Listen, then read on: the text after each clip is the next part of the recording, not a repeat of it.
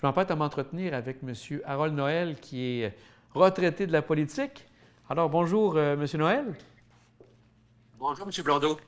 Je vous prends quelques instants de votre retraite pour parler de quelque chose qui avait été très intéressant pour vous. Vous avez obtenu un certificat de l'Assemblée nationale, un honneur qu'a présenté Mme Émilie Foster, la députée de Charlevoix-Côte-de-Beaupré. Sûrement content de ce certificat. Oui, c'est une belle initiative de Mme Foster, je la remercie. Ça a été vraiment touchant, autrement dit, ce qui a été présenté à l'Assemblée nationale. J'étais accompagné de mon épouse à ce moment-là, puis elle a énuméré quelques réalisations là, que j'ai faites. Et comment s'est faite l'invitation? Comment ça s'est préparé, tout ça? Autrement dit, ça a été premièrement l'appel d'Émilie elle-même qui m'informait qu'elle avait sélectionné quelques candidats pour faire des présentations à l'Assemblée nationale. Puis elle m'a proposé des dates là, que j'ai vraiment acceptées.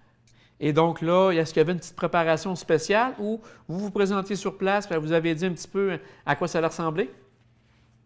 Oui, aucune préparation. Autrement dit, c'est bien sûr aller m'acheter une cravate neuve, euh, puis être nerveux jusqu'au moment où ça arrive. On ne sait pas comment que ça va se faire. C'était la première fois que j'assistais à un tel événement.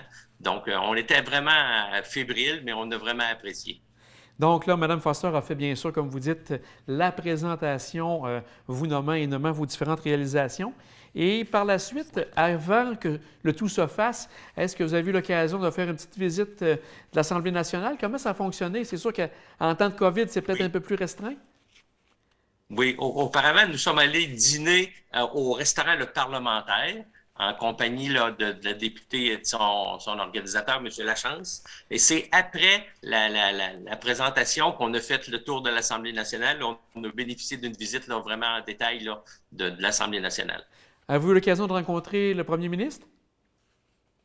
Non. Autrement dit, Monsieur le ministre Legault était en COVID la journée où la présentation Ah! s'est faite. Fait qu'on l'a manqué. Fait qu'on s'en prendra une autre fois. Est-ce que le certificat, c'est quelque chose de particulier? Est-ce que c'est une médaille? Qu'est-ce qu'ils vous ont remis en particulier? C'est un document officiel signé par notre député qui présente là, les choses qu'elle a dites en pleine Assemblée nationale. Il y a certainement un montage vidéo qui suivra probablement, parce que vous savez, à l'Assemblée nationale, il y a des caméras qui suivent les événements. Mais pour le moment, c'est le document officiel là, signé par Émilie là, qui est le plus cher à mon cœur. Aussi, est-ce que vous avez eu l'occasion, est-ce que c'était votre première fois à l'Assemblée nationale ou vous aviez déjà été faire quelques sauts avec, en tant que maire ou en tant que préfet?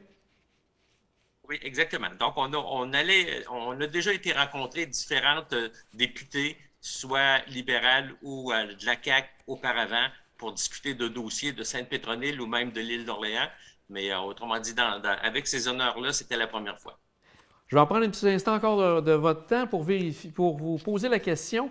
De quoi êtes-vous le plus fier en tant que maire de Sainte-Pétronille, de ce que vous avez fait dans votre mandat? Si on regarde tout ça, là, une rétrospective très sommaire, un beau moment, là, un bel événement que vous avez fait, belle réalisation. Autrement dit, ma plus grande fierté, finalement, c'est un petit peu la continuité. Vous savez qu'on est déjà chanceux de demeurer à Sainte-Pétronille. On a un bel environnement. Donc, on a continué à améliorer la qualité de vie, à améliorer autrement dit, l'avenue des touristes là, par un sentier pédestre et différentes autres choses. Comme préfet, qu'est-ce que vous avez été le plus fier en tout et partout des mandats que vous avez eus comme préfet à la MRC? Au niveau de la MRC, il y en a différents, là, mais autrement dit, le premier qui a eu une importance, c'est les PDZA, les plans de développement de la zone agricole. Ça s'est fait en 2015. En 2016, il y a eu un genre de reconnaissance régionale des différents PDZA de la région. Puis c'est ce qui a mené à l'entente sectorielle sur le développement des activités agricoles de toute la CMQ, dont j'étais le président du comité aviseur. Aussi, bien, je ne peux pas passer à côté pour vous demander qu'est-ce que vous pensez de la belle nouvelle des travaux qui s'annoncent pour le nouveau pont de l'île. C'est un projet que vous avez travaillé très fort, ça aussi. Oui. On a eu plusieurs rencontres avec les gens du ministère des Transports. Ils ont été vraiment généreux et nous ont fait participer aux différentes décisions. Puis cette année, 2022, vous comprenez, ils vont commencer à travailler dans la côte du pont. C'est pas vraiment le pont lui-même, là, mais c'est une première étape. Donc, la deuxième moitié de la côte du pont jusqu'à l'entrée de l'île va être modifiée cette année. Et je vous pose la question parce que bien sûr, vous êtes à la retraite, mais est-ce que vous avez eu l'occasion de regarder un peu le travail que les successeurs ont fait pour vous avec Mme Labbé et M. Côté? Oui, exactement. Autrement dit, je suis resté très proche de Jean Côté et de Lina Labbé, la nouvelle préfète. On a transféré lentement quelques dossiers, puis c'est clair qu'il reste encore des questions à répondre, là. Puis je suis vraiment fier de leur travail parce qu'ils représentent bien les valeurs qu'on défendait auparavant. Bien, monsieur Noël, bien content de vous avoir parlé.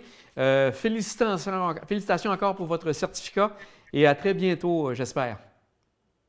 Oui, merci pour l'entrevue, puis on est bien fiers, puis on invite les gens à venir se promener à l'île d'Orléans.